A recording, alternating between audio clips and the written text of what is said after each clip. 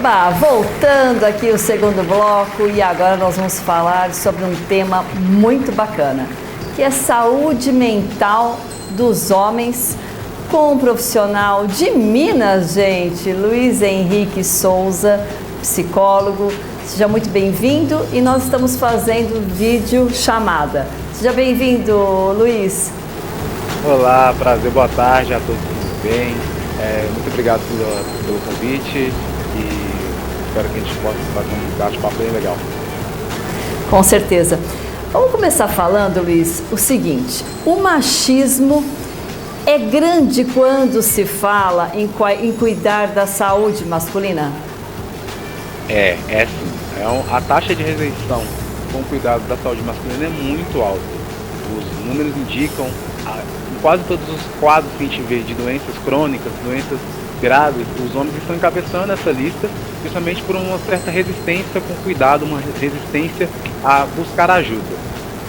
Sim, mas você acha que ainda na década de 2020 ainda se tem esse lado machismo tão assim enraizado? As coisas têm mudado, né? As coisas têm dado um grande salto, né? Por exemplo, eu como psicólogo eu tenho visto muito mais pessoas, principalmente até através da plataforma da Psicologia Viva, muito mais homens buscando a terapia, buscando o autocuidado, mas ainda o número de rejeição é muito alto. Até uma coisa mais institucionalizada, uma coisa mais enraizada na nossa sociedade. Sim. Agora fala pra gente um pouquinho o seguinte: o que é a fala da masculinidade tóxica e o que é e como ela pode lidar com esse fato? Como é que a gente pode lidar, né, no caso dos homens? Então, a masculinidade tóxica, no caso do cuidado, da prevenção à saúde, vem da fala de que o homem não precisa de cuidado, o homem não tem necessariamente que tomar os mesmos cuidados que qualquer outra pessoa, por ele se sentir mais forte, ser mais invulnerável a certos males que atingem a todos nós. E a gente pode combater essa fala, porque necessariamente nós somos todos humanos, a gente não existe alguém mais forte ou mais fraco, né? Essa ideia da mulher ser do sexo frágil, o homem ser do sexo forte, aquele viril, que não precisa de cuidado, não existe mais, né? Isso hoje em dia com certeza. Agora, no caso, as pessoas te procuram muito, os homens, porque assim, o que a gente ouve muito são os homens dizerem assim: eu não vou fazer terapia, imagina, terapia é frescura. Isso daí está aumentando a procura dos homens, até você, de repente, como psicólogo? Olha, é um fato até curioso, porque eu sei que na estatística geral tem aumentado, mas um número não muito elevado. Apesar que, para mim, eles me procuram bastante. Eu posso dizer que, com certeza, 60%, 70% da minha clientela, das pessoas que eu trabalho, são homens. Mas geralmente todos chegam com o mesmo quadro. São pessoas que estão à beira de um colapso, cheios de problemas e que me buscam justamente por eu ser homem, então se sentem mais confiantes e assim, só em último caso, depois de muito tempo de procura. E você sabe que eu acho tão importante, né? Todos nós fazemos uma terapia, uma análise, eu acho que faz parte para o nosso dia a dia, são tantos imprevistos que a gente sofre, né, Luiz? Então eu acho que seria muito importante que todos nós, independente de ser homem ou mulher, fizéssemos sim. Agora, dizer coisas como, por exemplo, seja homem ou vire homem, é prejudicial? Até que ponto isso é prejudicial? Olha, Sibeli, é muito prejudicial sim. Justamente porque essas falas já vêm enraizadas com uma ideia de que o homem não pode sofrer, ele não pode demonstrar, porque a sociedade, ou alguns outros homens, titulam como fraqueza, né? Quer demonstrar sentimentos, demonstrar vulnerabilidade, pedir ajuda. Não parece estar dentro do manual do homem pedir ajuda. Então, quando se coloca essas frases, principalmente para as crianças, seja homem, não precisa chorar, homem não chora, todas essas falas reforçam esse estereótipo negativo de que o homem não precisa de cuidado, não precisa de ajuda para lidar com seus problemas. Entende? Então é muito prejudicial. E mesmo também, né, Luiz, a gente vê que as pessoas, todos nós somos seres humanos e temos emoções, sofremos também decepções, né? Alegrias, emoção.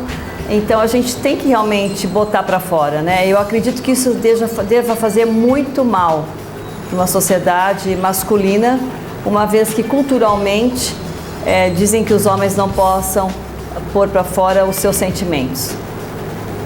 Bom, é exatamente isso.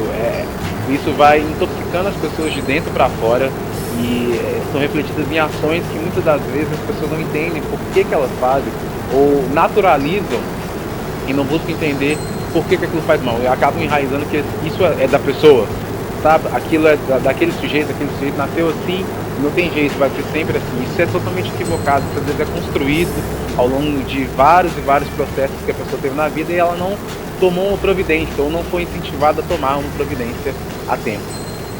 Agora, o que você diria, né, que uma sociedade, no caso masculina, pudesse mostrar para eles a importância que é da autoajuda, né? Que você olhar para o espelho e dizer, não, eu não estou legal, eu estou fora da casinha, ou então eu estou meio, assim, emocionalmente falando, eu estou abalado, que deva realmente procurar você ou um profissional da área da psicologia.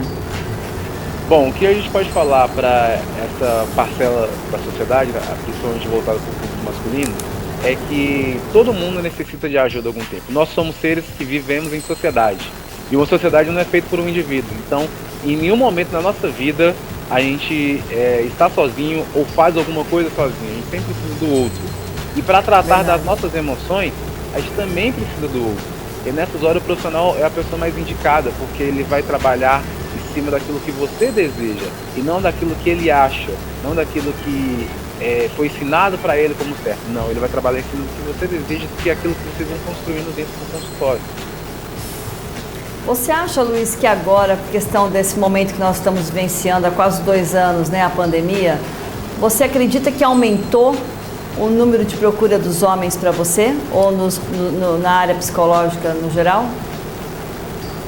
Pois bem, como eu já tinha dito, ainda que lentamente o quadro vem subindo, porque, no modo geral, isso também engloba os homens, vem subindo o número da procura. É também muito comum a desistência no meio do processo, porque ainda é uma ideia que já apresenta uma resistência desde o início, então não é algo que vem com bons olhos, vem sempre com uma desconfiança. Para mim, tem aumentado um pouco a procura, mas eu não posso dizer exatamente com números corretos, tem aumentado, mas ainda assim uma margem muito menor do que era o ideal. Sim. Muitos homens podem recorrer a drogas, álcool ou até pornografia para se desprender fisicamente, né? E emocionalmente da realidade. Nesses casos, o tratamento ou internação forçado é uma opção? Pois bem, esse assunto é bem delicado, né? Dentro da Psicologia Viva, da plataforma, dentro do meu consultório, eu presencio muitos casos de pessoas que fazem esse relato, às vezes não de todas essas substâncias ou de tudo que você mencionou, mas de alguma dessas questões. E o internamento forçado nunca é a melhor saída. Porque ele já vai vir com a carga de resistência da pessoa que não quer estar ali, por não entender por que estar ali. Então vem junto com o sofrimento, e aí junto com esse sofrimento a resistência à melhora, ao processo. Então, quanto mais for um processo que a pessoa aceite, melhor. É claro que há situações, às vezes a pessoa representa o risco para si mesmo, para a sociedade, e aí você tem que fazer alguma coisa. Mas na maioria dos casos, a internação deve vir e partir através da pessoa. É preferível aconselhar, conversar e demonstrar para aquela pessoa. É complicado, porque muitas vezes a pessoa não tem aquela força, né, emocional para passar por essa situação de livre e espontânea vontade, né, dizer, não, eu quero ir à procura. Geralmente tem muita família que força mesmo e cria uma situação bem delicada, mas que muitas vezes pode ter um bom resultado?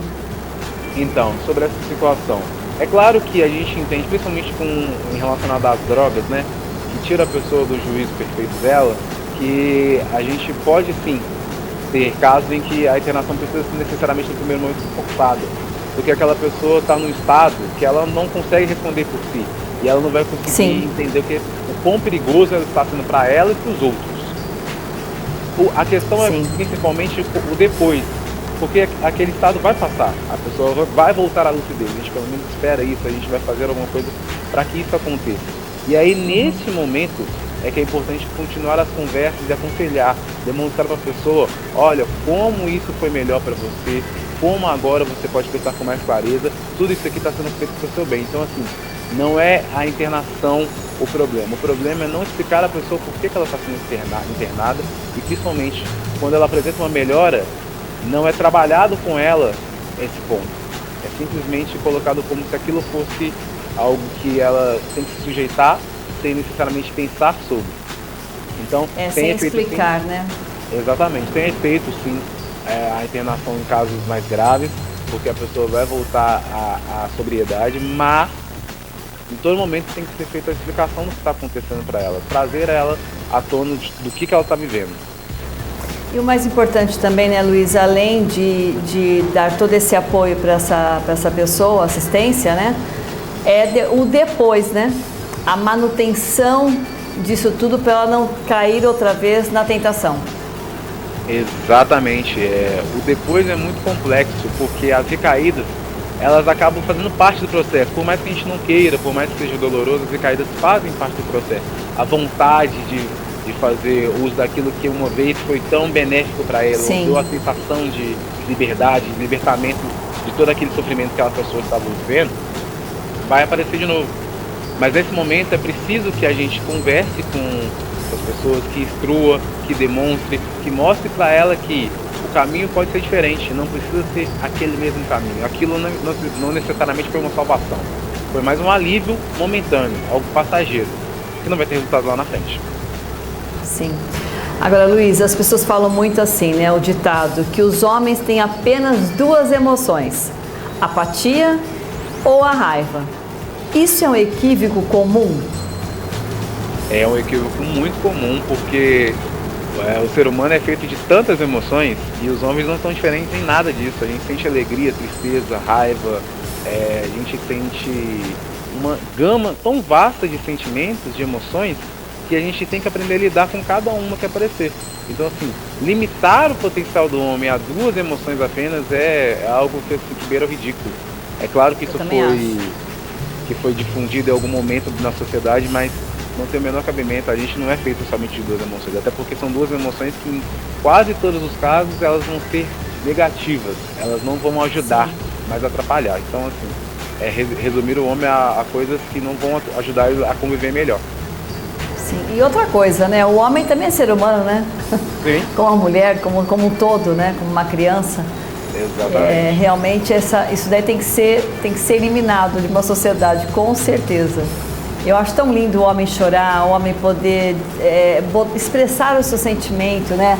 Dizer eu te amo. Quantas vezes, né, Luiz, as pessoas estão até namorando e a pessoa é tão assim acanhada ou então mais reservado por conta mesmo da própria criação, educação que teve, às vezes muitas vezes enérgica, né, desse tal do não pode, não pode, não pode. E muitas vezes isso é tão prejudicial até para uma carreira dessa pessoa, né?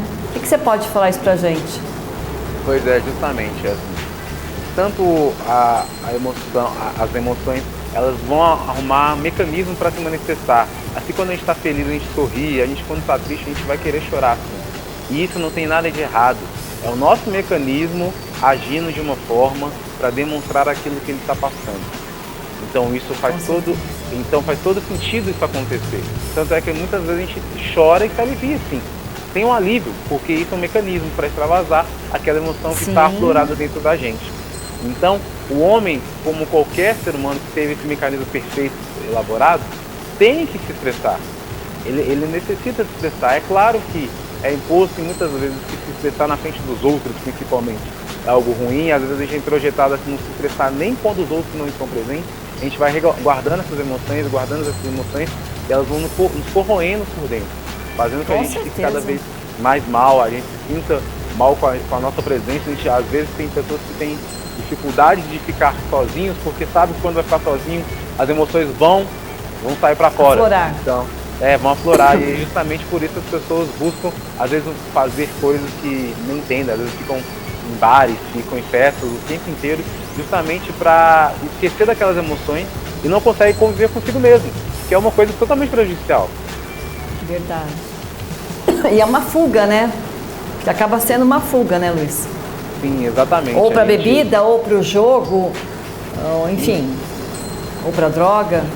O que mais tem no mundo são possibilidades para essa fuga, nem todas são boas. Desculpa. Não, imagina. Sim.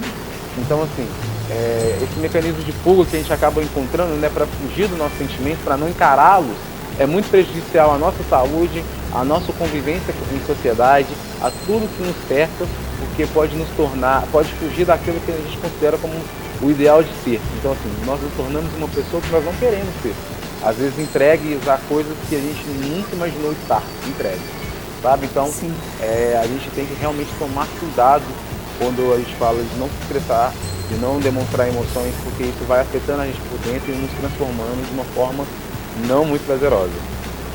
E outra coisa também, né? A gente ouve muito também, vê também noticiário, ou mesmo pessoalmente, muitas brigas, né, de homens. Muitas vezes até uma questão de querer aparecer. Não tem aqueles homens que chegam em algum lugar, que sempre gosta mesmo de ser o bacana, o diferencial, mas no sentido, entre aspas, de uma forma tão ruim, tão benéfica, né? Aliás, tão maléfica, de querer sempre ser briguento. Porque isso fez parte também de uma sociedade nossa também, da parte machista, do homem ser dessa forma, né? Como é que você pode encarar e dizer pra gente também, para uma sociedade, o seu ponto de vista? Bom, no meu ponto de vista, olha só, o primeiro ponto é aquela mesma, vamos voltar ao que você falou, que é justamente sobre o homem mostrar apatia e raiva, né? Então, assim, como ele só pode demonstrar duas emoções, quando ele tem essas emoções, ele não tem vergonha de demonstrar e às vezes até exalta essas emoções, porque aquilo que foi cultivado como, olha, positivo. O homem tem que ser bravo, o homem tem que ser alguém que nervoso quando precisa ser, então o homem ele acaba se tornando territorialista, ele precisa demonstrar que ele está ali, ele tem que impor sua presença através de algum jeito e como ele não sabe lidar com as emoções, ele acaba apelando para aquilo que é permitido, que é a raiva. Então por isso a gente vê tantos casos de homens que brigam entre si, quase como uma disputa por território, né? Como Sim, no reino animal. É ridículo. E essa situação, ela é deplorável para aquelas pessoas e para quem está em volta, justamente porque isso vai causando naquelas pessoas um mal-estar sem precedentes. Então, assim, quando ela percebe, ela já está à beira de um colapso, não conseguindo conviver em um local com outras pessoas de uma forma civilizada. Aliás, né, Luiz, as pessoas vão até perdendo amizades, né? Vão perdendo de amigos, as famílias vão também se afastando. Quantas vezes você fala, eu vou fazer uma festa, né? Ah, vou chamar fulano, ciclano. Ai, não. Ciclano não. Não tem isso.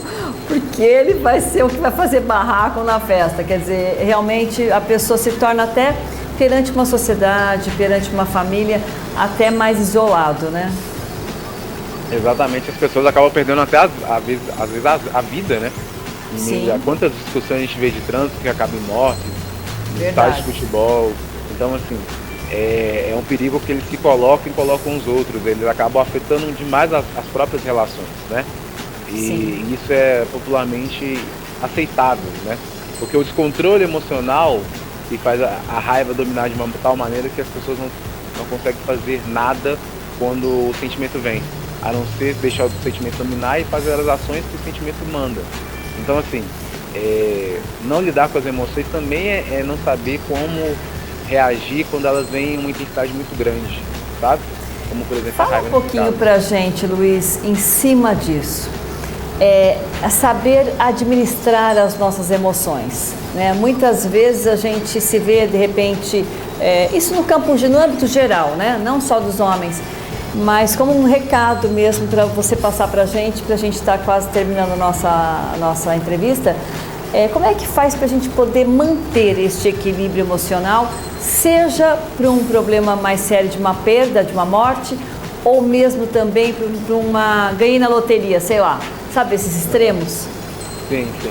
Pois é, então. O ponto principal é entender que toda emoção faz parte da gente. Nós nascemos com essas emoções, a gente vai cultivando elas desde criança, elas estão aqui, a gente vai viver com elas pro resto da vida. Não existe, por exemplo, uma pessoa que nunca vai sentir uma tristeza na vida. Isso é totalmente impossível. Então o ponto aqui é trabalhar com essas emoções, primeiramente aceitando-as, não negando, não escondendo debaixo do tapete. E sim trabalhando como elas agem e quais são suas consequências. A gente tem que sempre pensar, ponderar que emoções, elas têm níveis, elas podem subir, elas podem descer, a gente pode estar muito feliz, depois muito triste. Então assim, esse nível vai subindo, a gente não pode ser contagiado pelo nível mais alto nem mais baixo. A gente tem que buscar uma estabilidade emocional, que é trabalhar nossas emoções, falar das nossas emoções, colocá-las para fora, principalmente, se possível, fazer uma terapia, buscar, hoje em dia tem tantas formas, né? Tem a presencial, assim como eu atendo pela Psicologia Vivo presencial e online, a gente tem tantas formas e tantos lugares que a gente pode acessar para falar das nossas emoções e buscar um profissional para buscar entendê-las, né? Porque são complexas. As emoções são coisas complexas, então a gente tem que entendê-las para poder aí sim controlá-las melhor. E aí só você depois acredita? Pode falar. Desculpa. Imagina. Você acredita que, por exemplo, a gente carrega no ventre da mãe, quando a gente está ali gerando uma criança, e aí você tem este filho, você carrega dentro do ventre, vamos supor, eu vou gerar você. E de repente eu tive uma depressão profunda, eu tive uma gravidez triste, uma gravidez preocupante, e de repente nasce o Luiz. O Luiz, ele pode, no decorrer da vida dele, por questão desta gravidez da mãe, levar para si também muitos traumas? Então, a situação assim, existem algumas pessoas que têm uma crença relacionada a isso, outras que já são mais céticas em relação a herdar essas emoções do ventre, né? A gente sabe que a placenta, né, a relação mãe e filha é muito poderosa, então é impossível a gente descartar totalmente essas possibilidades. Mas eu acredito que, no meu ponto de vista, o principal é justamente o depois do nascimento, porque para carregar aquilo para a vida toda, ela tem que ser cultivada. Então, assim, vamos colocar o exemplo de uma mãe que tem depressão e que tem uma criança. Essa mãe, se ela não cuidar dessa depressão, ela vai passar alguns traços para a criança, principalmente no comportamento, nas memórias afetivas dessa criança. Então, assim, ela vai conviver com a depressão desde sempre. Então, pode ser sim que ela tenha resquícios dessa emoção por conta da mãe, mas eu não posso te dizer com certeza. Mas o que eu posso te dizer é que, com o decorrer do tempo, quando essa criança nasce, com o cotidiano, com a convivência, a pessoa vai experimentando a depressão ou outros sentimentos que os pais carregam. Isso vai afetando elas de uma forma muito intensa. Que tem que ser tomado providências desde sempre, desde cedo. Sim. Agora, o que eu acho bacana também, né, Luiz, muitas vezes você está dentro de uma família onde, de repente, você tem um pai muito rigoroso, ou um pai muito áspero, ríspido, enérgico, e, de repente, você pode, amanhã, ter a sua família e não seguir o exemplo do pai também. Isso é comum perante o lado psicológico? É comum. E é importante trabalhar a terapia por isso. A gente trabalha muito na terapia essa questão, porque é comum também o outro lado. Você acaba reproduzindo aquilo que você teve quando criança, às vezes sem perceber. Você teve uma criação mais fechada, uma criação mais distante do carinho, do afeto, de lidar com as emoções, e você naturaliza aquilo como normal. Então, por exemplo, para nós homens, a gente às vezes naturaliza que ser pai é ser durão, é ser impositivo, autoritário, porque a gente teve esse modelo. E aí, quando a gente trabalha, às vezes a gente trabalha na terapia, é justamente isso, de que você deseja isso, você quer ter essa relação. Foi bom para você ter essa relação? Se não foi bom para você, por que você quer perpetuar essa relação para o seu filho? E aí a gente vai trabalhando junto com a pessoa para saber se é o desejo dela, se é a vontade dela, ou se é só uma coisa, só um comportamento que ela reproduz sem pensar a respeito. Bem interessante, hein? Legal você trabalhar esse lado também, o lado avesso, né? fazer ela enxergar até que ponto, e que eu acredito até que a pessoa tem até dificuldade, né, Luiz, de poder ter essa mudança, de virar a chavinha, né? Onde foi criada a vida inteira de um jeito, mas de repente ela acha bonito as outras pessoas serem diferentes. De repente acho que ela pode até analisar o pai da amiga, ou, né, os pais, a forma que é tão diferente do que ele foi, que ele cresceu, que ele foi, teve experiência com a família dele, né? Sim, sim. Então, assim, o que acontece é que muitas das vezes a gente entende que tudo no mundo existe apenas um único formato, inclusive a nossa criação. Só que existem vários formatos de criação, ninguém é criado igual. Então tem vários exemplos para que você pegue. A gente às vezes vai pegar, claro, que a gente teve mais contato, então vai pegar o exemplo dos nossos pais, dos nossos avós, dos nossos tios. Só que a gama é muito mais extensa. Às vezes, se você não concorda com nada que você viu, ou concorda só em parte, uma boa parcela você discorda, você não tem que seguir. Isso vale para os pais, para as mães, para qualquer pessoa. Dentro do processo de formação, do processo de criação de um indivíduo, você vai descobrindo aquilo que você acha interessante passar para aquela pessoa. Assim como aquela pessoa também, quando vai adquirindo consciência dos atos, vai entendendo melhor o mundo, vai descobrindo novas coisas e entendendo o mundo, a maneira dela, a visão dela, assim como nós também. Agora, Luiz, fala um pouquinho, só para a gente finalizar, agora a gente está mesmo quase finalizando, faltam 2 minutinhos, o que você poderia deixar de legado, assim, que você acha que é interessante para todos os homens, agora que nós estamos já em novembro, né, Novembro Azul, em relação a fazer exames, a se cuidarem? Fala um pouquinho sobre isso para a gente poder finalizar. Bom, o que eu posso deixar de legado para todos os homens é que o mundo evoluiu e aquele pensamento que às vezes a gente tinha antes de que o homem não precisa de cuidado, ele talvez não caiba mais na sociedade, talvez nunca coube, mas a gente foi introjetado na gente que aquilo era o certo. Então às vezes é importante experimentar cuidar de si, experimentar dar atenção a si, experimentar dar ouvido àquilo que outras pessoas estão dizendo, porque o beneficiado vai ser sempre a pessoa que se cuida. Quem se cuida, quem dá atenção ao que o corpo emana, sempre está de bem possível, porque ele entende muito melhor o que ele quer. Com certeza. Luiz, eu amei o seu bate-papo, as suas explicações. Sejam sempre muito bem-vindos aqui pelo programa da Cibele Atala.